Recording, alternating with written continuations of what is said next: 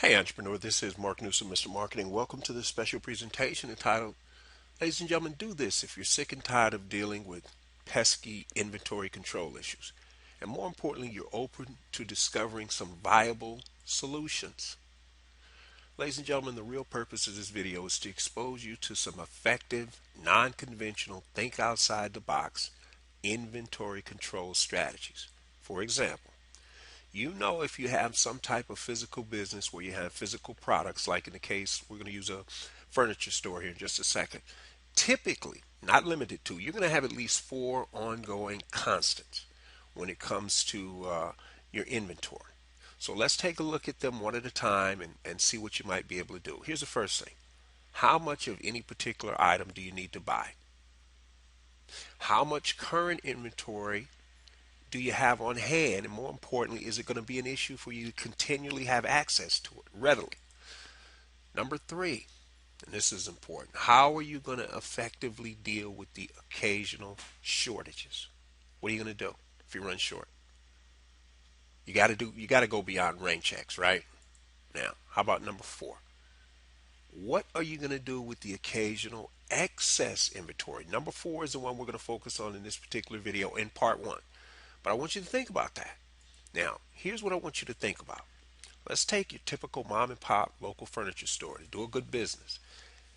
Every time they do a delivery, ladies and gentlemen, first of all, stop and think about it. If they just delivered something, that means the customer bought something. Entrepreneur, that's your first key right there. You gotta maximize the buying situation.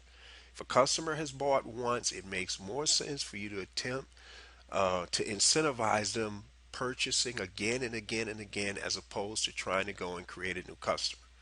So here's what the staff that delivers whatever it is that they're delivering to them is going to do.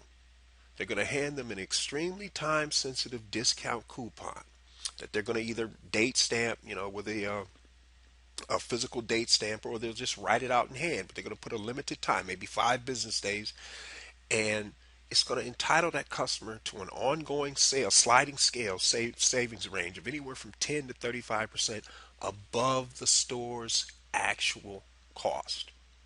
Because again, you're trying to incentivize them. But here's the next thing. Anytime that customer comes back to redeem that coupon and they spend over X amount of dollars, and I'm using X because they're going to have to test, I don't know what the range will be, but anytime they spend over, say, let's use a number, $500, they get to choose any one item that the furniture store currently has excess inventory of.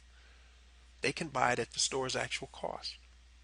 Now let's just think about this. Most people get the Sunday paper, they open it up, and there's that, all those inserts. And they happen to look at this couch, and let's say the couch is $2,500. So it's a really nice sofa, and it might even be a set. But let's say that furniture store's actual cost is $900. Now, when you throw in the taxes and the delivery charge and all that, let's say it comes out to $1,400.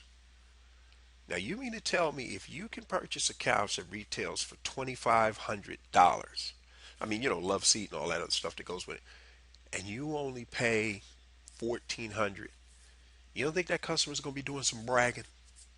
Absolutely. You think that positive word of mouth is going to drive a few more people into that store, into that furniture store's website, et cetera, et cetera? You better believe it. Are they going to mention this on Twitter and Facebook? Absolutely.